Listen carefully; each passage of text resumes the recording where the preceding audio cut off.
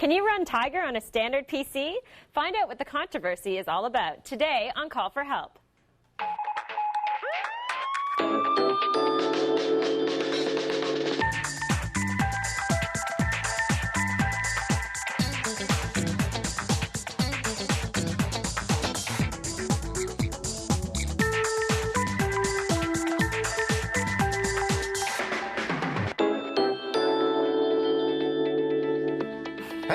Good to see you. Welcome to Call for Help. I'm Leo Laporte, and this is the show where we help you get the most out of technology. We explain how to use it, how to abuse it, how to choose it, and how to lose it. And we're going to do some fun stuff today. We may even get sued. But first, before we do that, let me introduce Amber MacArthur. Oh, thanks for naming me. That's perfect. Sally Jane, my Call for Helper. Yeah. You're not going to get sued. No, I hope not. You're going to be covering YouTube? Yeah, YouTube is kind of like Flickr for videos. So it's a place where you can go and you can upload all your videos for free. And you can watch videos, and you can also grab code so you can put videos and little players on your website. So they have a lot of additional features that some of the general sites don't have. This is exploding, isn't it? The It really internet is. video and audio. It's just amazing. It's really cool, and it's fairly new. You can also tag all your videos, but we'll get into it. It's one of my favorite sites for uploading videos. And you share it, too, so it would be a way to put up a show. Yeah, or you can keep it private as well. So you can put, I've been uploading all of our shows there. So neat. yeah, Oh, so it's really, really easy to use. All right. We also have Steve Gibson, our king of security here, and a very important segment on passwords. Most people, I think, I include myself, don't do passwords right. Nevertheless, we all have to do new passwords almost every day now on websites, everywhere we go, it seems. So we'll talk about how to make a good password, and he's got a clever way of making up passwords so you don't forget them, but they're secure, they're strong. I need that. Yes, absolutely. And we're going to introduce Jenn Cutter, a new member of the Call for Help team. She's going to get sued. She's going to show us what's going on right now. And it's really kind of amazing.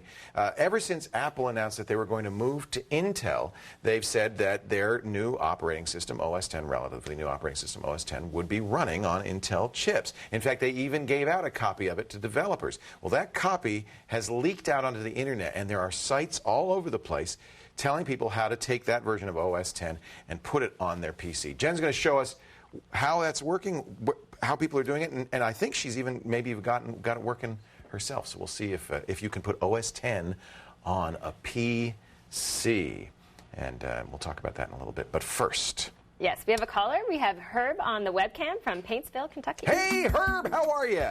Just fine, Leo. Welcome to the show. Hi there. And say hi to Basil, of course, camera number one. So Hello, Herb. Basil. So, Herb, have you been watching the show now that we're back in the U.S. of A? Oh, yeah, love it. Love it. Missed you while you were gone. Oh, well, we're so glad to be back. We're thrilled about G4 picking us up. So, thank you for watching. We really appreciate it. And it's nice to see you on Netcam. Thank you. What can I do for you today? Well, Leo, I've got a problem. I'm pretty well organized as far as everything I do on the computer. Mm-hmm. But my favorites, I'm a knowledge fanatic. I love knowledge. So you have a lot of bookmarks? Oh, yeah. I've got 500 or 600. Oh, dear. And I just can't seem to find them when I need them.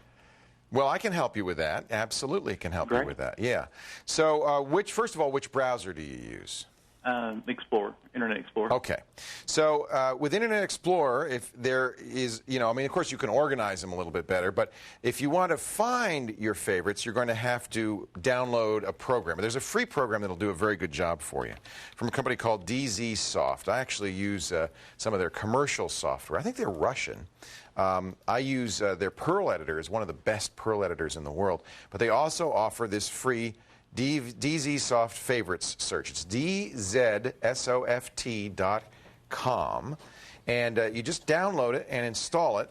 And what it does is it simply adds a search toolbar. It looks just like the Favorites toolbar in Internet Explorer, but it allows you. I'll show you how simple it is to install. I'm actually going to download and install it right now.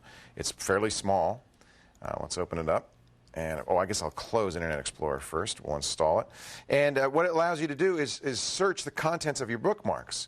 So I'm now going to reopen Internet Explorer, and I have a new toolbar. By the way, this is spyware-free and everything. You go to View, Toolbars, and maybe I have to close this and do it again. Maybe it was running while I was installing it. Let's try again.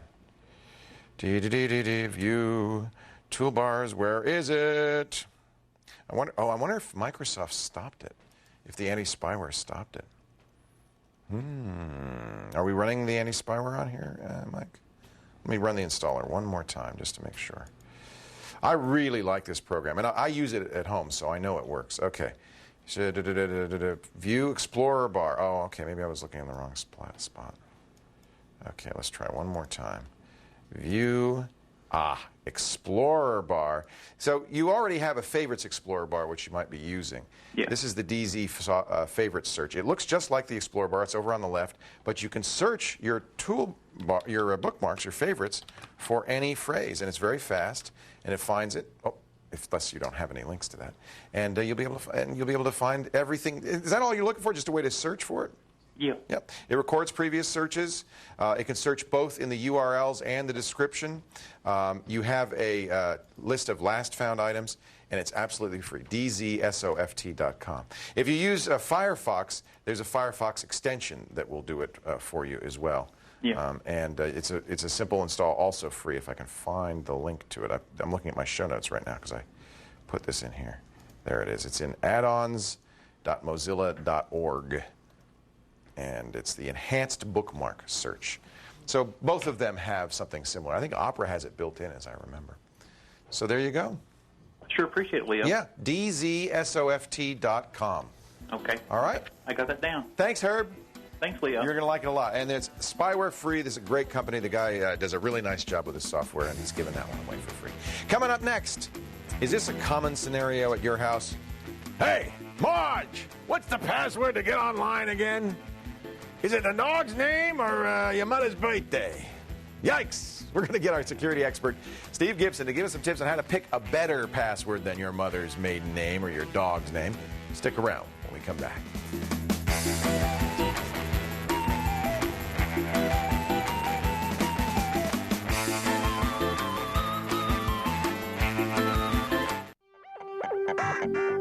The access would be available by code or password.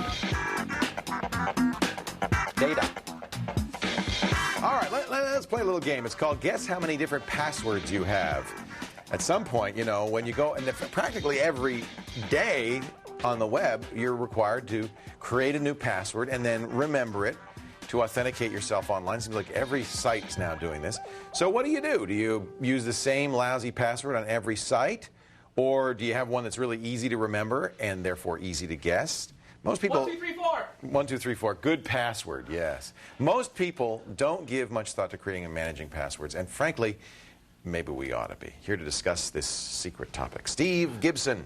We're going to create a portable personal password policy. Well, I wanted to take a moment to just suggest to our viewers that they stop what they're doing and think about this, because it's certainly the case that you just can't be on the internet any longer using any sort of services where you have to create an account or log in, eBay, Amazon, any e-commerce site.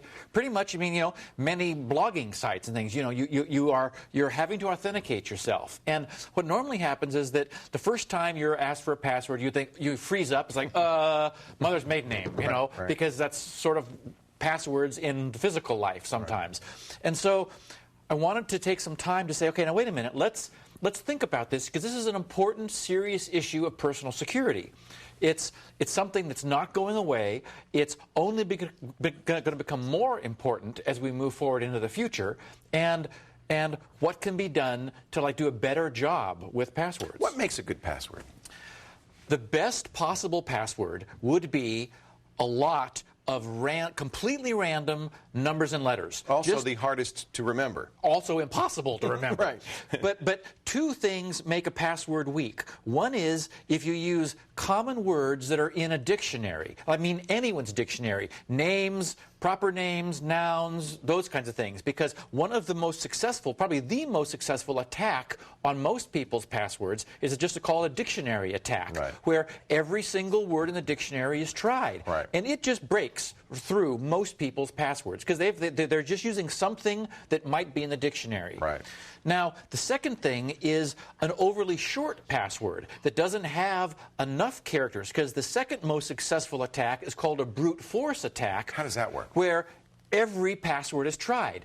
You start with A. Then you try B. Then you try C. Once you get to Z, then AA, AB, AC, and then AAA. You literally increment through every possible combination, adding a digit until you've exhausted them all. Now, computers are so fast though that you can actually do that. That will succeed ultimately. But if you've got a really long password, it gets the number of combinations goes exponential very quickly. And over the web, if someone's trying to crack into an over the website, there's a serious delay for every time you try and fail. So 8 or more letters would be practically not brute force crackable. Right. Yeah. And again, more is better. And so if it's your bank password, you won't be more secure. And that brings up a good point, because we would suggest that people need to think about and choose their passwords carefully. Passwords also have various levels of importance. If you have a password for PayPal, where you're really doing electronic commerce, or your bank management password, I would consider those very valuable passwords that you should not reuse on another site. So now rate me on my password policy. I have 3 passwords I use. One for zero security, that's just easy to remember for logging into the New York Times. Like low security things. I don't really care for the New York Times. If somebody guesses my password, big deal. Right. They'll read my news. They get the headline. They get the Times. Medium security for stuff that I care a little bit more about, but it's not going to have a huge financial loss.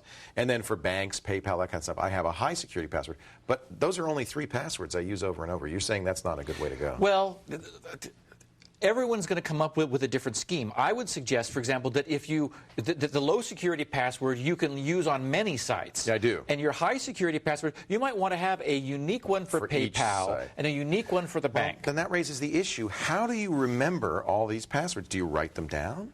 Well, there are...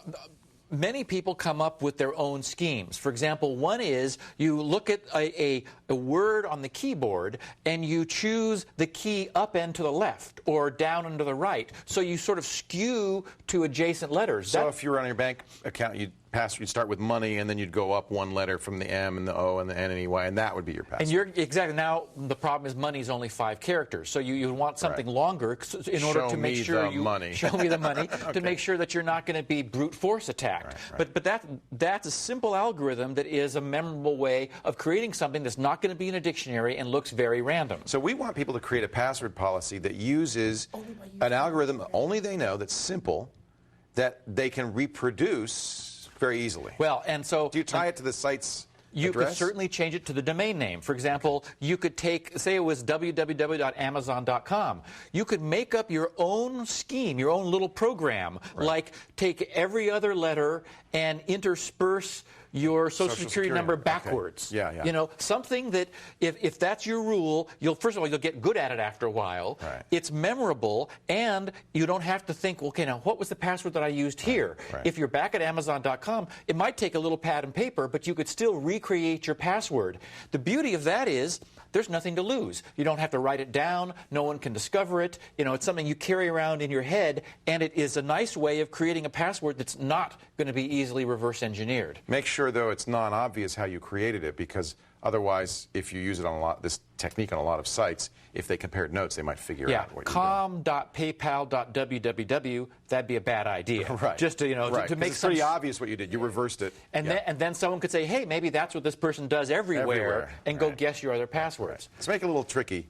But make it memorable, something you can do. Well, the other thing that a lot of people do is they have some favorite song lyrics, and they take the first letter of each word in the song lyrics. I do something like that. Something like that. And so, the idea, though, is take some time after watching this show and think about how you're handling your passwords. Somebody once told me an algorithm where you take, this would be not so useful for Australians and Canadians, but for Americans, the last 10 presidents of the United States, uppercase, use the first letter of their last name, uppercase if they're Republicans, lowercase if they're Democrats. That's pretty obscure. It gives you That's the politics password. Yeah, that's the politics password, but you'd only use that on politics. You'd have to go to Encyclopedia first to find out who they were. You wouldn't recommend, though, using that same password on multiple sites. You really want to have a different password for every site. Well, again, the issue of reusability is a function of the importance of the site. But let's say my bank, all of these important sites, I should have separate passwords. It's really the best thing to do. Now, how about writing them down? Do you keep track of your passwords? Many companies have a policy now of saying to their employees, do not write passwords down. That's a bad idea, actually, because unless someone comes up with some good way to remember their password, like we've been talking about, they'll choose, if they're not able to write them down, they'll choose dumb passwords. Because they can remember Because it's like, well, if I can't write it down, I'm just going to use George. Right, you know, because I'll remember that. Yeah, exactly. So if you write it down in a secure fashion, it's okay. Well, several very high-end security guys suggest that you do write your passwords down and keep them in your wallet. Their logic is that writing them down is good because it promotes password health. Right. But putting it in your wallet is something that you are used to doing because your wallet already contains other things that you are inherently keeping secure. That's it's got your credit cards. It's got other personal private information. And their logic is we already are good at dealing with those kinds of things. So just add passwords to it. And you might want to make it a little obscure, like maybe your own code for which sites they go to. So if someone did discover your wallet somehow, they weren't, they immediately didn't have a complete opening to your kingdom. There are also a number of programs that will create good passwords for you and store them in a safe encrypted store. We'll put a list of these on Some people put them on USB dongles. Some people in their Palm Pilots or in their Pocket PC, so they carry them around. I like the idea of an algorithm for a website because you can never lose it. The batteries can't run down. You have it with you all the time. Right. And it gives you the opportunity to create an extremely good password policy. Take a minute now, folks, and just create a policy. It's not hard to do. Think of a way that you could automatically generate passwords based, say, on the URL of the domain, and then you could write down the algorithm, put that in your wallet. Because no one's going to think, what the heck is that? Right. Yeah. It's a good idea, though. Do it now before somebody challenges you. Say, what's your password? And maybe go back and change passwords where you have been less secure than you should be. Do it now rather than waiting to be cracked. We talked about this on the Security Now podcast, and that's the first thing I did is I went out and changed all my passwords using a personal password policy. If you want to learn more about password creation tips, beam me up, Scotty! Then you'll have to log in and provide all your personal information to get our show notes. No, just kidding. Go to grc.com to learn more about Steve Gibson. grc.com/securitynow.htm for our Security Now podcast. It covers topics like this every single week. A growing archive of podcasts. Yeah, lots of them now. And callforhelptv.com, of course, has our show notes with links to all of those password programs. Now, it's time for our quiz question of the day. This is a tough one. I do not know the answer to this. What other search engine did the founders of Google create? Did they do this before or after Google? Before Google? Was it Linkorama, Backrub, Link to You, Link to Me, or Oogle? Or Ogle? Get to the website. That would be a good, actually, search engine for adult photos. Ogle. Yeah. Get to the website, give us the answer. We'll talk about it when Call for Help continues.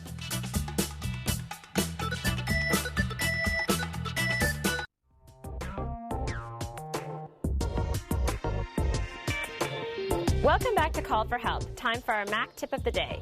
Here's how you access parental controls in iChat in Tiger.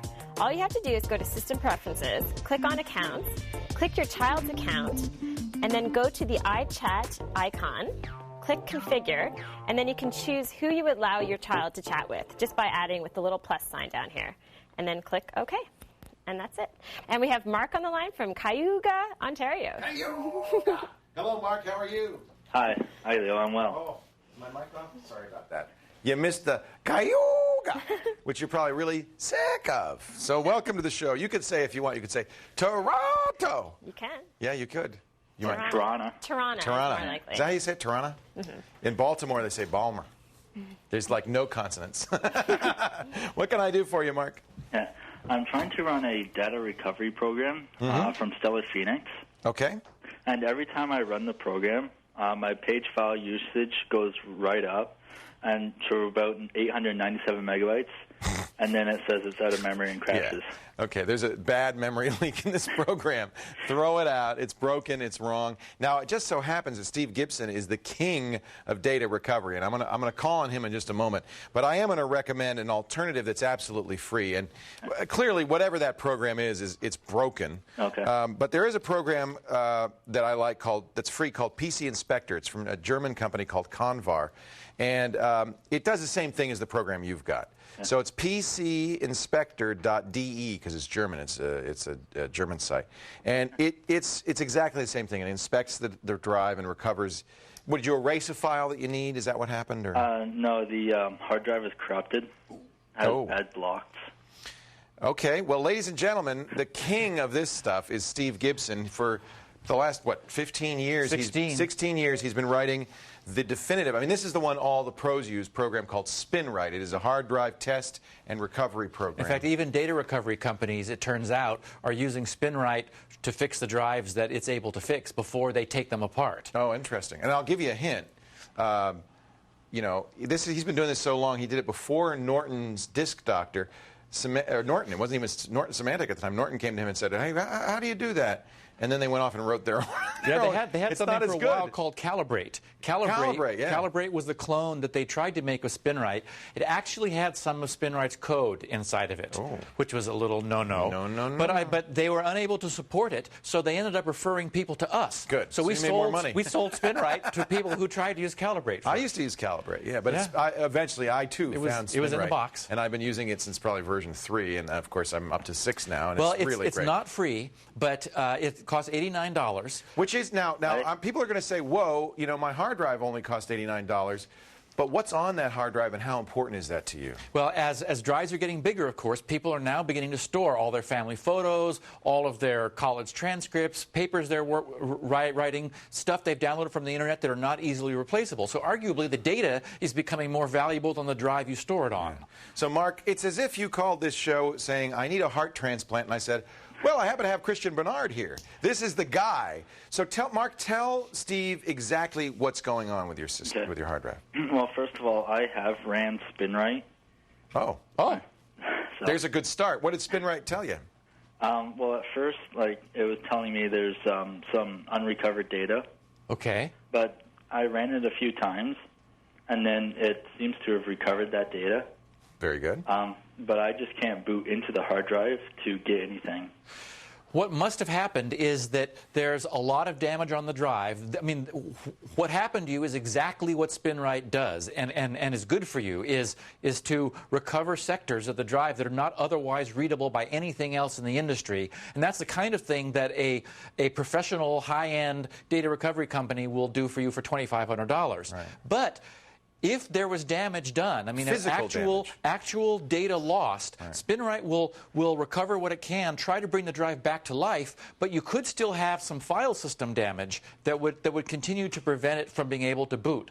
Okay. Is it an NTFS format? Yes. The only thing I could suggest would be if you could set up Windows on a second drive, and then make it the primary, then you'd be able to get Windows going and then be able to pull the files off of the drive that SpinRite has done the best job of recovering that it can. In other words, there is recovered data on that drive. Just because you can't boot from it doesn't mean the drive's dead. It merely means that some of the key files like for booting one are system dead. File could have been corrupted. Could be the master boot records down and everything else is there. Exactly. Yeah, So I've tried putting it the slave and booting it into my primary drive. Yeah. And it says there's no disk there. Like, it sees that there's the D drive there. I think what you need to do. Can't access it. It does. Okay, so you were able to boot, and you look at that drive, and you don't see a drive there. That sounds like there's no partition data or there's no formatting data on that, Steve. Sounds is like he out of luck? Got seriously damaged. Yeah. And at that point, is there anything that he could do, or is it really? Well, it's certainly beyond any kind of automated utility. This might be where, depending upon what it's worth to him, he pulls the drive out of dollars and sends it outside. Yeah, people like Drive Savers at drivesavers.com. You can call them, you can describe it, they'll give you a quote, you'll send them the drive, then they'll give you a real quote, and it usually is in the thousands of dollars.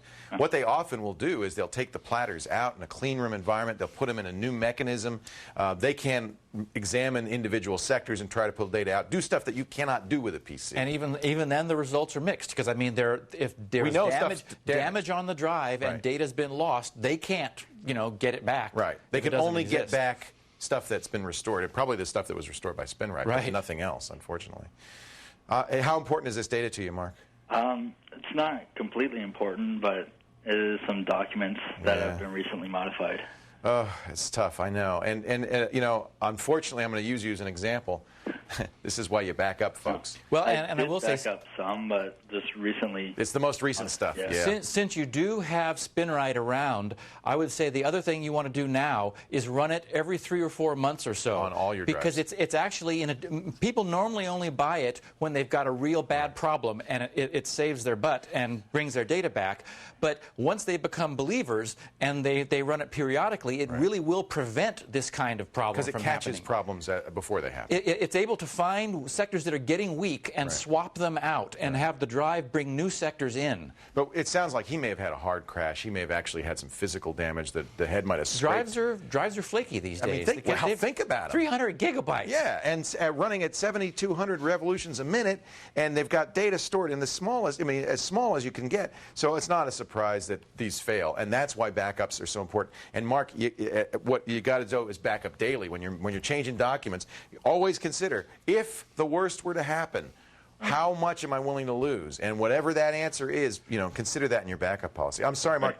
I don't think PC Inspector is going to help you at all. If you've already done SpinRite, you've gone way beyond that. Okay. It's a question of whether you're willing to send it to somebody to spend a lot of money to get it fixed. All right. Thanks for the call, Mark. I really appreciate it. And I'm really glad you were here, Steve, because that now you really understand what's involved in all this. Hey, coming up next, are you a budding movie maker looking to strut your stuff? Well, we'll show you where to upload and share your videos for the world to see coming up right after this break. Stay here.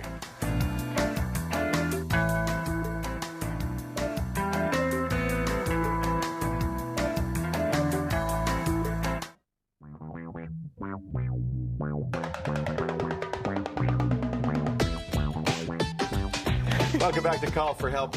These days, it's so easy to shoot your own mini movies and home videos. Even Mikey can do it. But what do you do with them after they're all wrapped, huh? Well, the file's probably too big to email, and your dog's already seen it a few times. So Amber's here to show us one of her favorite sites online that lets you upload, tag, and share your video with the rest of the world, or just family and friends if you prefer. Yes, the site's called youtube.com, and that's Y-O-U, and it's just a place where you can go. It's kind of like Flickr for videos, if you think of it like that, because you're actually able to tag your videos. And what we mean is, assign keywords to your videos. That's all the rage with Flickr. Yes, it is. Why is tagging so powerful? I think it's an easy way for you to categorize the content, as well as an easy way for other people who are interested in that type of content to search for that content. So if you assign tags, if you do, your show Twit, if you say it's a technology is one of the tags. It's basically just keywords. Right. So then people who search technology, obviously, Twit is something that will come up. So we're going to take a look at YouTube, and I absolutely love this site because I know there's lots of sites out there that allow you to upload videos, but this one is the most user-friendly, and there's a nice community there. So here we go. This is the homepage of YouTube.com. You can see it looks like Flickr. It does look like Flickr. I know they've copied it a little bit, like recently viewed videos, and then you have all the tags along the right-hand side here. Yeah. What we'll do is we'll go in. I have actually my favorite videos listed here. And just to show you what the video actually looks like when we play it, we'll just click on this. This is Hack 5 or Hack 0.5. They have a built-in player? Yes, they have a built-in player. So we'll click on this. And then so it actually plays right on YouTube. So you don't actually have to go and download it. Now, and this is happening right now, video files are giant. So they may take a little while. You have to have a fast connection. Exactly. I'm Darren in an ice cave in Alaska looking for some Wi-Fi. And we were watching Hack 0.5. So this is just a video show that a bunch of guys, and actually I think there's a woman as well who's part of the team, have put together. So they've uploaded all their videos there, and I've done the same thing. So it's a really easy thing. You can upload up to 100 megs of video, and we're actually going to walk through the process of doing that so you have a sense of how easy it actually is. You put Command N on here, don't you? Yeah, we put Command N on here. I'm going to Mikey shot this silly little video of me talking about Humphrey the goose, which was a pet goose of mine that my mom cooked for dinner one Christmas. Never cook named animals. I Once know. you've named the animal, that's it. You shouldn't be eating So we'll just type Christmas dinner, and then the tags will be, let's say, comedy. Paul McCartney won't eat anything with a face. I won't eat anything with a name. Yeah, that's probably good. I'll say we'll categorize it as pets and animals. Yeah. Or cooking. Do you have cooking and pets and animals? No, Leo, we can't do that. Okay, we need at least 3 tags, so we'll have to do cooking, and humiliation. then we'll do goose. Okay. Click continue. So you can see Childhood pain.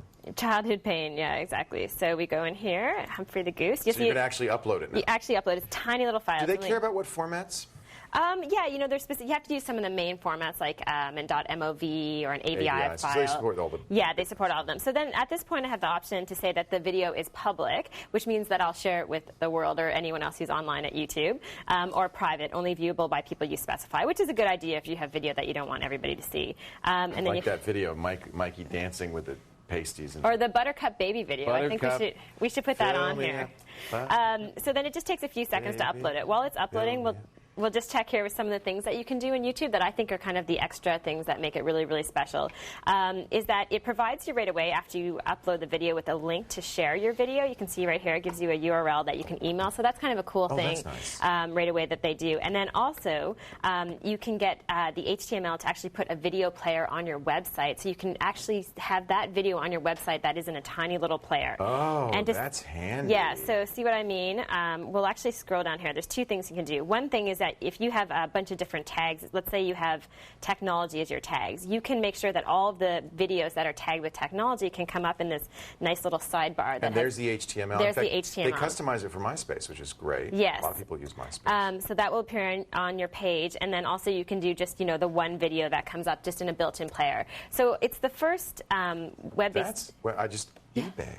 Yeah. If you had an auction, instead of just a picture, post a video. Exactly. What a great idea. These guys have really, I think, figured this out the best out of anyone. So, you know, like I said, it allows you to not only, you know, upload the video, but you tag the video, you share the video, you upload the video to your website. It provides a built-in player so no one has to download the video. Very clever. Because as much as, you know, you get a little geeky into, you know, different file formats and downloading videos, a lot of people don't want to download video. A lot of people want to go to the website and actually view the video in a player. So how much?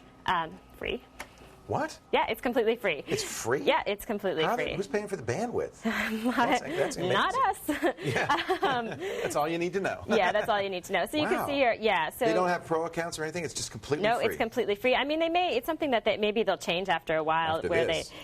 After this, where they go in and they make it, you know, a paid version and they have a pro version. Are there ads on the page? Is that how they're paying for it? Right now, there's no ads on the page. It's a fairly new service, too, so I think that's part of it. Really great. Just quickly, let's just look at the video that we just uploaded. We don't have to watch the whole thing. Yeah, so it's there already. So this is what it looks like in your videos. No, I'm interested in Humphrey the Goose. So you can edit it here, remove it, Humphrey the Goose. It's a long story, so we don't have to watch all of it.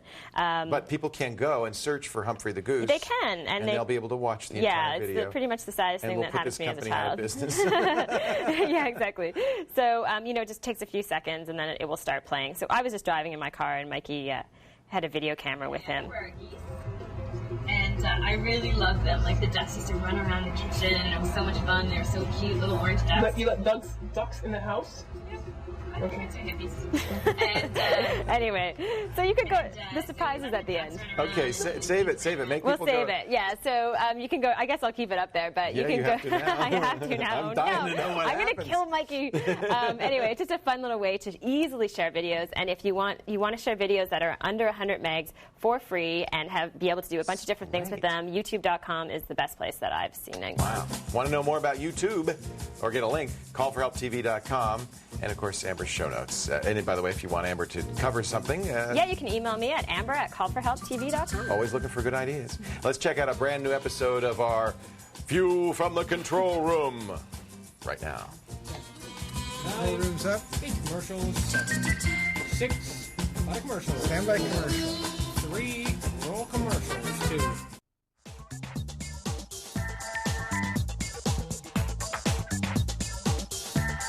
Welcome back to Call for Help. Time for our Windows tip of the day. Here's how you can manage tasks in Windows in case your computer is running a little slow. All you have to do is go to the bottom right-hand side of your screen, right-click on the taskbar, click Task Manager, and they can find out which programs are open and running, and you can actually end them if you like. And that's it. And now we have another caller. We have Henry on the line from Winnipeg, Manitoba. Hey, Henry, how are you? Oh, hi, Leo.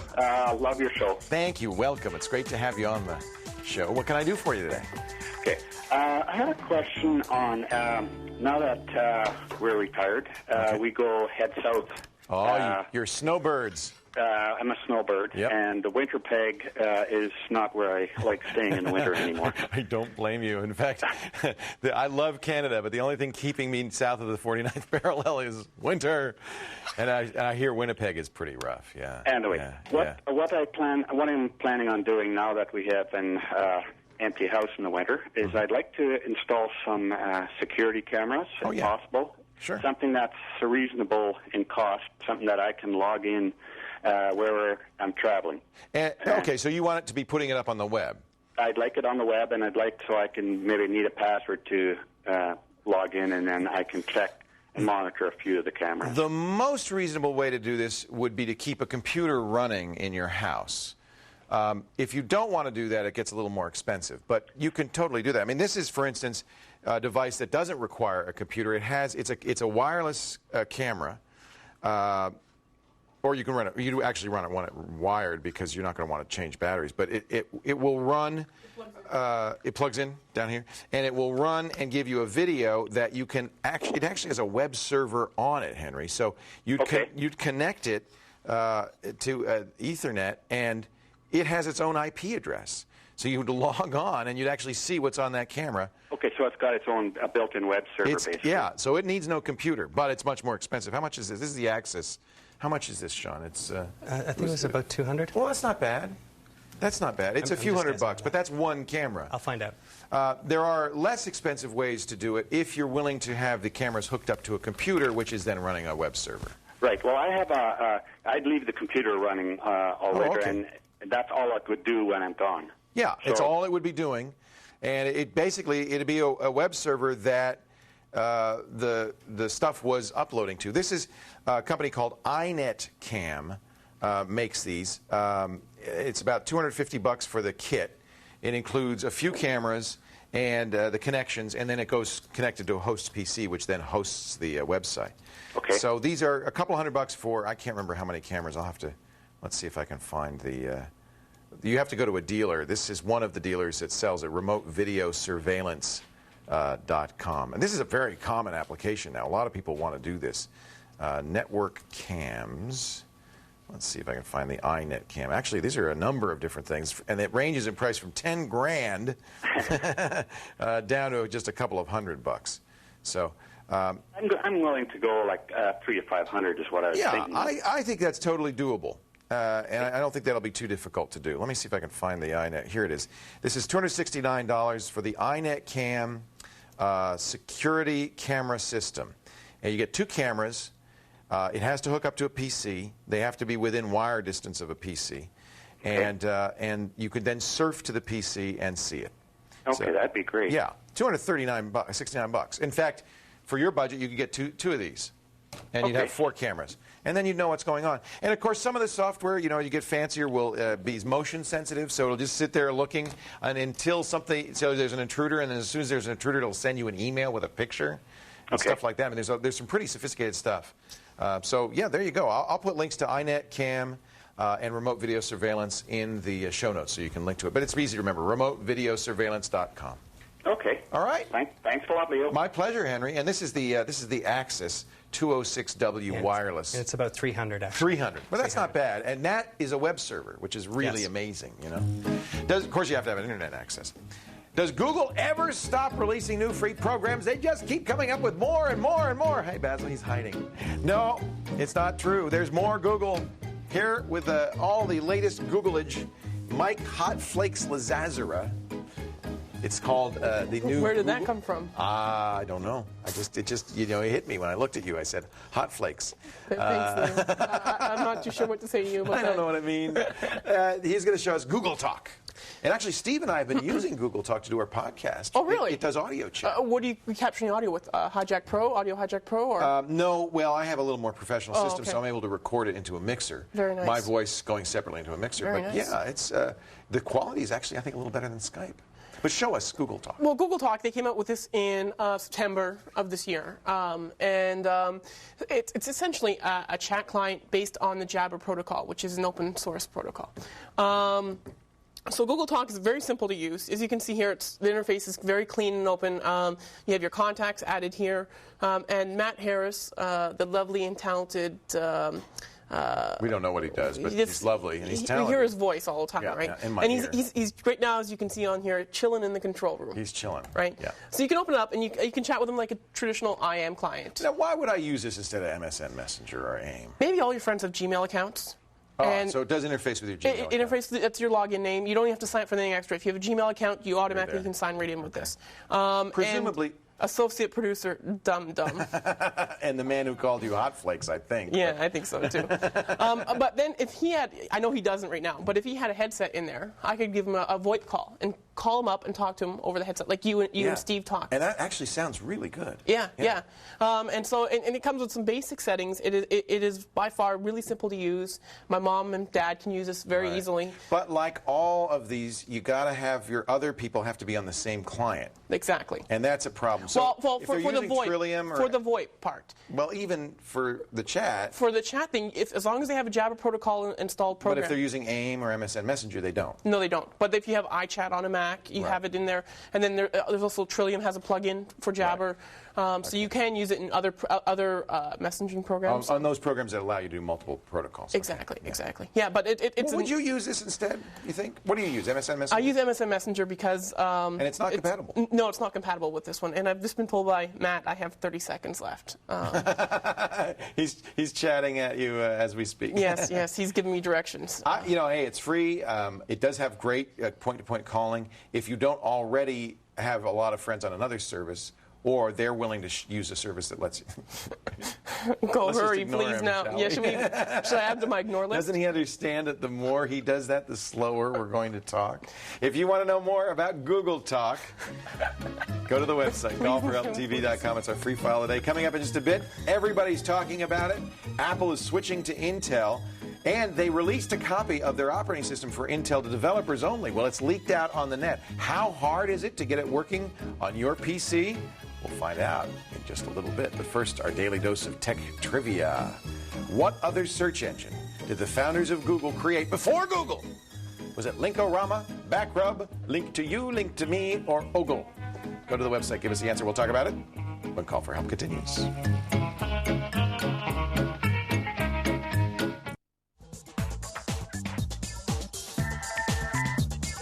Welcome back to Call for Help. Before the break, we asked you which other search engines, or what was the name of the other search engine that the founders of Google created before Google? I think it was Linkorama, as I remember, was the original. Backrub, oh man.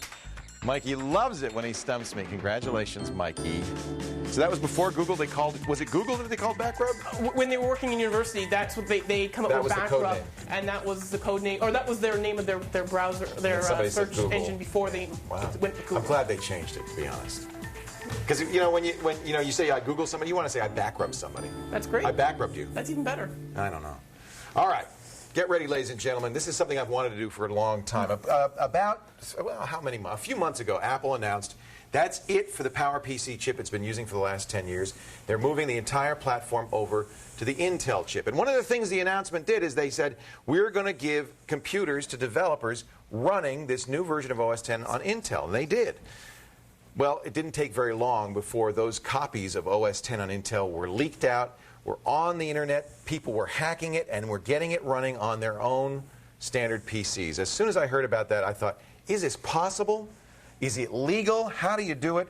So I assigned Jenn Cutter, who is new to our team and somebody who's going to be doing a lot of hacking for us and some fun stuff for us. I said, Jenn, can you get it working? And you said? No problem. She was very cocky. So first of all, we should say that Apple has been very aggressive in pursuing people who are distributing this kind of stuff. They shut some sites down, even just for showing video of this, because they really don't want people to be cracking OS X for Intel. No.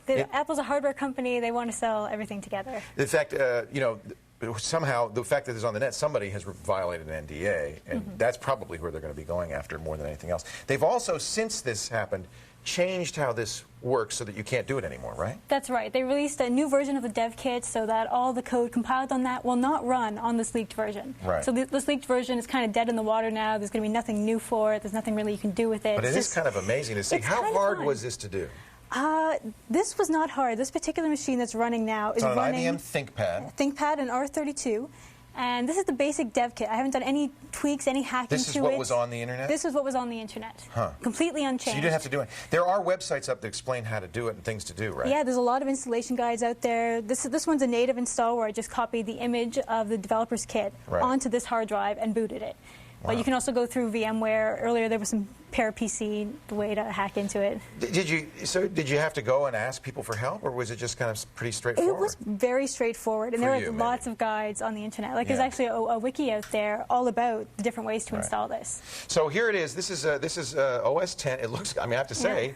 It looks. Does it run kind of like OS 10, or is it how snappy is it? This is not snappy at all. This is running on an SSE2 chip, so it does not support Rosetta, which is what's letting. That's the. So these programs which are written for PowerPC are running in emulation and not running very well. No, and actually because this is SSE2 and not SSE3, a lot of the Rosetta stuff just won't work. Like I can't use iTunes or QuickTime. Okay, I just launched it, so that probably was a mistake. Huh? Nothing will happen. Okay. But Safari, every now and then you can get it to boot. Oh, maybe it will work. Yeah. Let's go to the Apple menu, because this is the thing. This is the telling thing when you see OS 10 10.4.1 running on an Intel Pentium 4 mobile CPU. So there it is. Now, we should say we're not telling people to do this. We're not going to tell you how to do it. It's certainly illegal. Apple probably come after the person who distributed this on the net. But the fact is, there it is, OS 10 on Intel. It's there. It's out there. There's not really much to do with it. It's kind of one of those really fun things. Say, hey, look what I got to do. Right, right. You wouldn't want to run software on this? Not really. It's very unstable. Like. Yeah. We're very happy it's up and running now, but it's working for us so far. You can't hit the power button and pray. If you had an SSE3 machine, it would then run the emulation. Then you'd have to do some tweaking to get the SSE3 enabled, because it was not enabled on the And is there copy protection in this? There is a TPM module, which is one of the things that's slowing down the system right now, is because it's looking for that TPM. So whoever released this has somehow hacked it so that it doesn't, even if it doesn't find it, it still runs? This one, it's still in there. So it didn't need to be hacked? It didn't really need to be hacked. It wasn't looking very hard. Like, it's looking for it right now, which is why it's very slow. But it's not giving up. So it's taking a lot of system resources away. But that can be deleted to increase the system. So there's further hacks you could do to it. Yeah, there's a lot of We're not going to do that. We're going to erase the hard drive. You want to give back this laptop, because I know we borrowed it. Yes, it's my brother's. I have to put Windows back on it. Put Windows back on it. But Jen, I'm really thrilled that you were able to do this. Jen does a podcast, this incredible video podcast called OpenAlpha.tv, and it has been branded a little bit of a gamer because the first 2 episodes were gamer, but you do a lot of other stuff, including stuff like this, and we're going to have her back to talk more about kind of high-end tech stuff. Okay, quick, erase it before Apple sees it.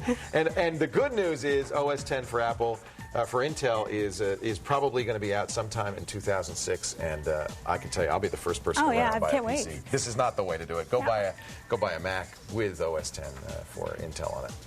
Okay, show notes on callforhelptv.com. Don't go there looking for a download or ways to do it. We're not going to tell you, but it is doable. Our final thoughts coming up in just a bit. Stick around. Wow, that's amazing. Welcome back. Hey, we're almost out of time. I got to say, though, we were able to plug in a USB key on that, and it worked and all that stuff. That's awesome. It's pretty amazing. Thank you, Jenn Cutter. She's going to be back and do more stuff for us. I hope you'll be back. If you've got a question, go to the website, callforhelptv.com, and click that Ask a Question link. If you've got a problem with your personal confuser, don't whine. Don't moan. Don't yell. Just call for help. We'll see you next time. Bye-bye.